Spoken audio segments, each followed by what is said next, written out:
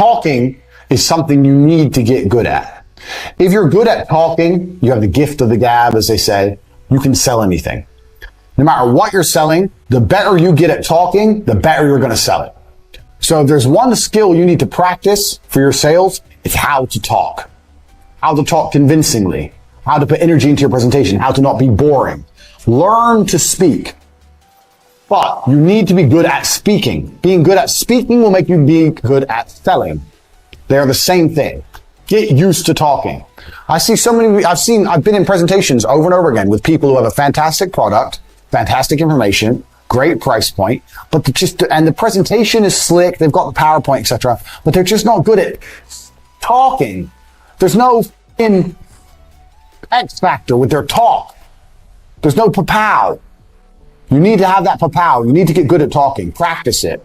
Practice getting good at talking. That's one of the most important skills you can learn for life. From getting women to selling products, it's exactly the same thing. You need to get good at talking. It's important. So, there's lots of different ways you can get good at talking.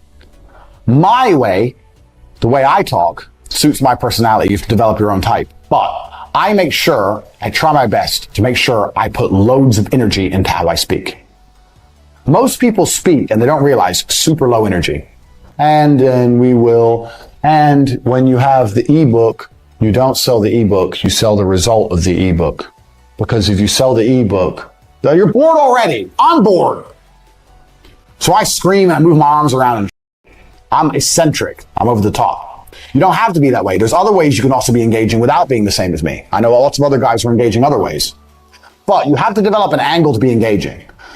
So next time you talk to someone who's an engaging speaker, find out why they're engaging. Even some people are engaging because they laugh all the time. People like positivity. So if you've ever been around someone who's constantly laughing when they talk, but then you're like, well, you listen more. Because what the fuck's so funny? His life seems great. I want to know what he knows. Find a way to differentiate yourself one way or another. There's loads of different tips and tricks. I can't tell you to be like me, because I'm me and you're you. But you need to find a way to be engaging. And the way you do that is next time you're listening to someone and you're particularly engaged, work out what about them is engaging. So I like to be high energy. But high energy always helps. Being low energy never helps anything. Even if you're shit in bed, at least if you're high energy, it'll be better than if you're low energy. You can do something. One thing you do need to avoid is, everyone does it.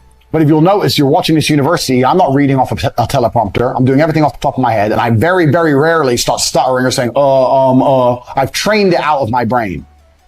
And I teach how to do that in the body language course. So if you're watching this and you want to be able to speak like me, free-flowing, machine gun, get the body language course. But you start slowly.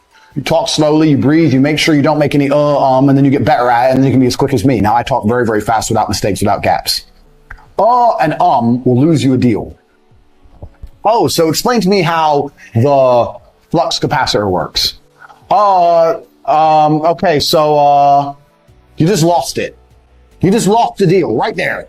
And 99% of people will do exactly that. Even people who are good, even experienced people. Okay, so why?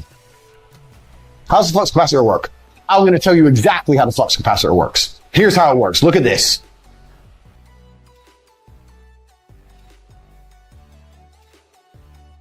I just got the deal. You didn't. All I did was repeat his question. You're saying, so you have time to think. I'm repeating the question, so I have time to think. Tell me how the flux capacitor works. Okay, or tell me how the flux capacitor works. I'll tell you what I'm going to do. I'm going to tell you exactly how the flux capacitor works. All I did was repeat his question. It's not complicated. There's tips and tricks so you learn how to speak without sounding like a moron. If someone uhs and ahs in a presentation with me, I won't buy from them because I don't like that shit. I don't speak that way. Learn how to not speak that way. The main reason for this isn't to be combat ready, as Andrew touched on in a previous video, but it's more to avoid confrontation. Now, me and Andrew are very controversial characters. Almost nobody who knows who we are likes us. And you are one of the few people, you're one of the elite, the people who actually understand what we're talking about and like what we have to say, but most people don't. That said, we are never started on in the real world. Now, of course, now we're well-renowned kickboxing champions, but we've always had the same principles and the same body language and the same mannerisms. And we've noticed that people do not start on us very often. And the best way to avoid conflict and to avoid combat is to be perceptive. There was a very famous experiment actually done in India where tiger attacks on Indian miners were completely going crazy. The numbers were through the roof. And you can look this up. Please look it up. And the solution they came to avoid tigers attacking the miners was these miners would take human-faced masks and wear them on the back of their heads. So they'd do their mining, go down in their boats, drive around in their trucks, be out in the open with this mask on the back of their head. And if you look it up on Google Images, I'm for sure you'll be able to find exactly what I'm talking about. You'll see that the masks look stupid. It looks ridiculous. It was only a very minor touch that these guys thought about the problem and actually applied something. But tiger attacks essentially dropped to zero. Now men, very much like tigers, are big pussies too. I just thought of that. I didn't actually write this. But what you'll find is everyone's a coward and no one wants to fight one-on-one. So even if there's only two of you, your body language, how you stand, and where you place yourself can be a massive deterrent to being started on or having any kind of physical confrontation. Now, in school, they teach you things like a strong handshake. And I'm sure the basis of this is in every single course or guide to body language in the world. But they teach it for the wrong reasons. In school, I was taught that a strong handshake makes the person who I want to employ me like me more or take me more seriously. But you can convey many different expressions and emotions with something as simple as a handshake. If I'm in a room with a group of people who may or may not be hostile, the standard good handshake they'll teach you to give with the right expression on your face can also mean, don't fuck with me. It can say, I'm stronger than you. It can say, I'm not a pushover. These are things that people don't think about because it's never taught.